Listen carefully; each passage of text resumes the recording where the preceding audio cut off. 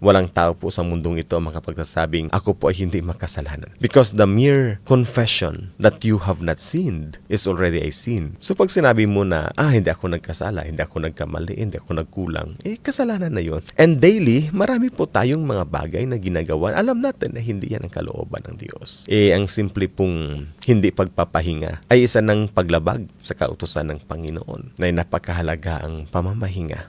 Alam natin na ang araw ng linggo ay araw na kung saan na-set aside natin bilang mananampalataya upang magkatipon-tipon. Pero syempre, dahil iniisip natin may responsibilidad ka, kaya nagtatrabaho pag araw ng linggo. Walang makapagsasabi na mali ang isang magulang na nagtatrabaho para sa ikabubuti ng anak. Valid yung rason na yon. And yet, it's a sin of omission. Wala pong tao sa mundong ito na makapagsabi na he has perfectly obeyed the will of God and he has perfectly lived his life on this world.